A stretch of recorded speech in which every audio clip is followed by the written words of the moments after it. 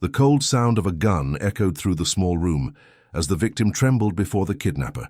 Everyone believed the end was near, but in the corner, a boy fell to his knees, tears streaming down his face. In that moment of despair, he prayed a desperate prayer, and what happened next left everyone in shock. If this story is touching your heart, please subscribe to our channel and comment which state you're watching from. Your support means everything to us. It was a grey Thursday afternoon in the small town of Riverside, Tennessee, where everyone knew everyone else's business, and children still played in the streets until the streetlights came on. The autumn air carried the scent of burning leaves and the promise of an early winter, creating that melancholy atmosphere that seemed to settle over small towns as the year wound down. Main Street was quiet except for the occasional pickup truck carrying farmers home from their fields, and the local diner was beginning to fill with the early dinner crowd who came for Martha's famous apple pie and strong coffee. But nothing could have prepared the residents of Maple Street for what was about to unfold at the Riverside Community Bank. 10-year-old Noah Thompson was the kind of child who seemed to carry an old soul in a young body, the type of boy who stopped to help elderly neighbors with their groceries without being asked, and who noticed when someone looked sad, even when they were trying to hide it. While other kids his age were obsessed with video games and cartoons, Noah spent his time asking profound questions about life, faith, and why some people seemed to carry so much pain in their eyes. His grandmother, Grace Thompson, who had raised him since he was 4 after his parents died in a tragic car accident on Interstate 40 during a winter storm, had filled his young heart with stories of miracles, answered prayers, and a God who loved every person without exception. Grace was a woman of 73 with silver hair that she kept in a neat bun and hands that were never idle, always knitting blankets for the church nursery or baking cookies for the volunteer firefighters. She had been the town's elementary school librarian for 40 years before retiring, and half the adults in Riverside had learned to read sitting in her lap during story time.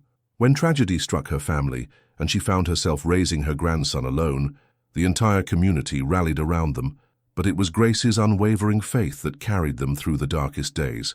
"Grandma Grace," Noah had asked that very morning as they sat on the front porch swing, watching neighbors walk by, "why do some people do bad things?" Grace had paused in her rocking, considering her words carefully. "Sweet boy, I don't believe there are bad people. There are hurting people who make terrible choices when they can't see any other way, and our job is to pray for them, especially when they're at their darkest. Even when they hurt other people. Especially then, Noah. That's when they need prayer the most." Those words would echo in Noah's mind, in ways neither he nor his grandmother could have imagined. That same afternoon, just 3 miles away on the outskirts of town, where the old mobile homes sat clustered together, like forgotten dreams, Victor Martinez was living through what felt like the final chapter of his life. At 32 years old, he had lost everything that mattered to him in a cascade of misfortunes that seemed designed by cruel fate. His construction job with Morrison Brothers Building Company had ended 6 months ago when the economic downturn forced them to lay off half their crew. His wife Maria had left him 2 months later, taking their twin boys Jake and Michael with her to live with her sister in Nashville, claiming she couldn't watch him sink deeper into depression and despair. The final blow had come that very morning when a uniformed soldier appeared at his trailer door with news that would shatter what remained of his world. His younger brother Roberto, his best friend, and the only family member who still believed in him, had been killed by a roadside bomb in Afghanistan just 3 days earlier. Roberto, who was supposed to come home in 2 months, who had promised to help Victor get back on his feet, who had sent letters every week encouraging his big brother to keep fighting. Victor wasn't a violent man by nature. He had grown up in a loving immigrant family where his mother cooked elaborate Sunday dinners and his father worked 2 jobs to send both boys to community college. Victor had dreams once. He wanted to build houses for young families, to create homes where children would grow up safe and loved. He had plans to teach Jake and Michael how to use tools, how to fix things with their hands, how to be men who solved problems instead of creating them. But grief and desperation have a cruel way of twisting good hearts into shapes they were never meant to take, and as Victor sat in his broken-down Chevy pickup outside the Riverside Community Bank, he barely recognized the man he had become. "Just this once," he whispered to himself, his breath fogging the windshield in the cool afternoon air. "Get enough money to start over somewhere new, maybe get a lawyer to fight for visitation rights, and never hurt anyone again." The gun he had borrowed from Danny, a friend from his construction days who had gone down a darker path, felt foreign and heavy in his jacket pocket, like carrying a piece of his own damnation. But fate had different plans for Victor Martinez, and sometimes the universe conspires to save us from our worst impulses in ways we never could have imagined. The Riverside Community Bank was a small brick building that had anchored the corner of Main and First Street for 67 years, weathering the Great Depression, 2 world wars, and countless personal tragedies and triumphs of the families it served. The interior still featured the original marble floors and mahogany counter that had been installed in 1956, giving the place an old-fashioned charm that made customers feel like they were stepping back in time to when banking was a personal relationship rather than a corporate transaction. That Thursday afternoon, the bank was nearly empty, as it usually was in the quiet hours between the lunch rush and the end of workday crowd. Inside were only 2 customers: Emily Rodriguez, a 28-year-old kindergarten teacher at Riverside Elementary, who was depositing her bi-weekly paycheck and looking forward to finally having enough saved to take her elderly mother to visit family in Mexico, and Harold Patterson, a 78-year-old retired railroad worker who came in every Thursday at exactly 3:30 p.m. to make his Social Security deposit and chat with Janet about his late wife's prized rose garden. Behind the counter stood Janet Mills, the head teller who had worked at the bank for 15 years after moving to Riverside from Memphis following her divorce. She knew every customer by name, remembered their children's birthdays, and had personally approved more small business loans and home mortgages than anyone else in the county's history. Janet had seen the bank through good times and bad, and prided herself on creating a place where people felt safe, valued, and cared for. Victor entered the bank with his hood pulled up and his hands shaking uncontrollably, the weight of what he was about to do pressing on his chest like a physical force trying to crush his lungs. Every step across that marble floor felt like walking through quicksand, and the gun in his pocket seemed to grow heavier with each heartbeat. This wasn't who he was supposed to be, wasn't the man his mother had raised, wasn't the father he had wanted to become for Jake and Michael. "This is a robbery," he announced quietly, his voice barely above a whisper as he pulled out the gun with trembling hands. The words felt like broken glass in his mouth, each syllable cutting him as he spoke. "Please, just give me the money and nobody gets hurt. I don't want to do this, but I don't have any other choice." Emily gasped and instinctively stepped back against the wall, her hands going up automatically, but her teacher's instincts kicked in as she noticed something the others might have missed. This man wasn't acting like the criminals she had seen in movies. He was crying. Actual tears were streaming down his face as he held the weapon, and she could see his whole body shaking with what looked more like grief than anger. Harold Patterson, despite his 78 years and the arthritis that made every movement painful, positioned himself protectively between Emily and Victor.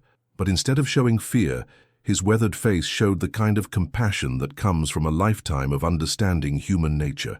He had worked the railroad for 45 years, had seen every kind of person imaginable pass through train stations, and had learned to read the difference between someone who was dangerous and someone who was desperate. "Son," Mr. Patterson said gently, "you don't want to do this. I can see it in your eyes.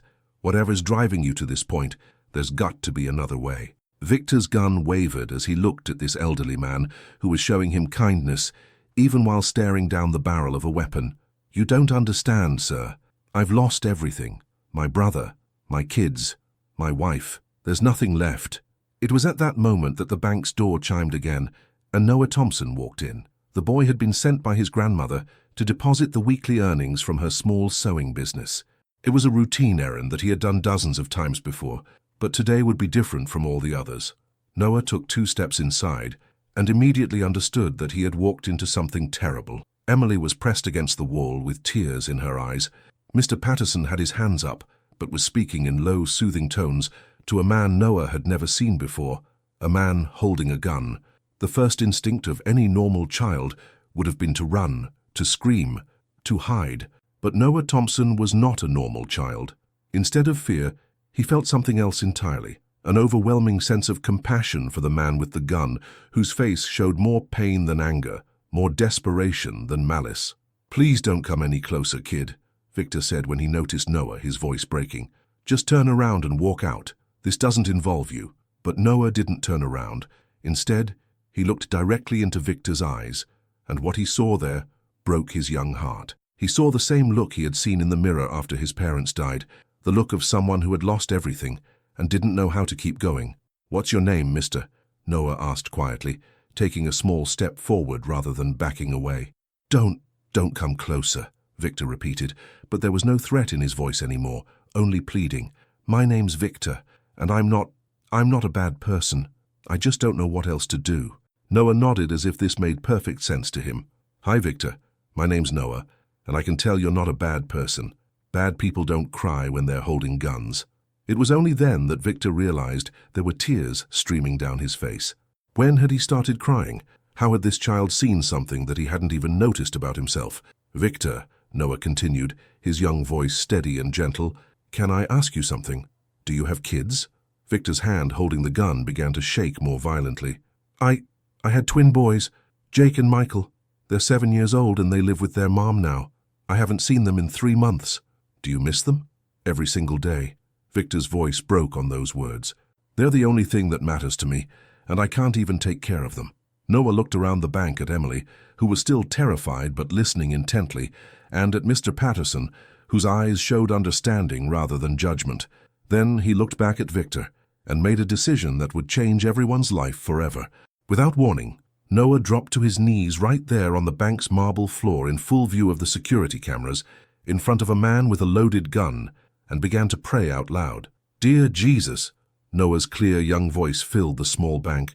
"I don't really understand what's happening here, but I can see that Victor is in a lot of pain. He misses his little boys, and he's scared, and he doesn't know what to do."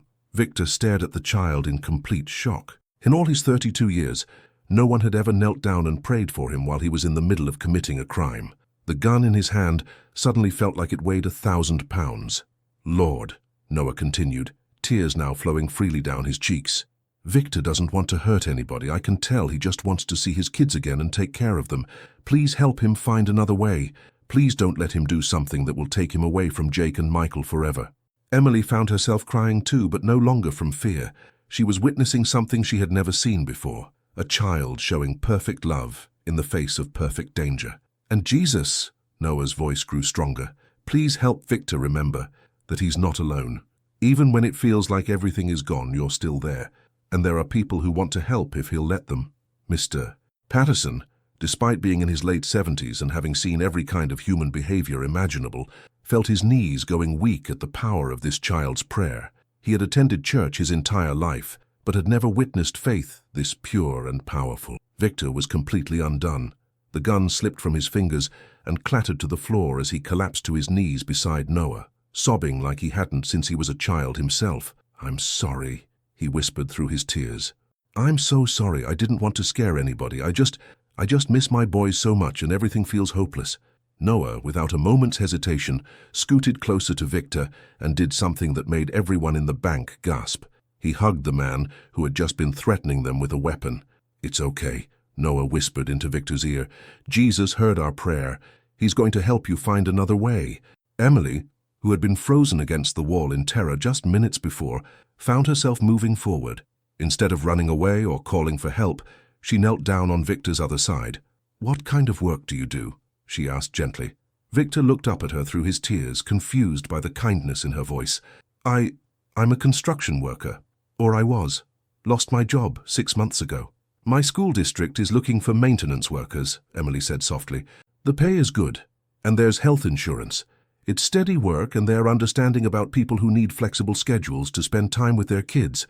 Mr. Patterson, not to be outdone by a child and a young teacher, cleared his throat. "Son, I own 3 apartment buildings in town. Been needing someone reliable to help with repairs and upkeep. If you're willing to work hard, I'm willing to give you a chance." Victor looked around at these 3 people, a child, a teacher, and an elderly man, who were offering him hope and opportunity instead of condemnation and punishment. "Why?" he whispered.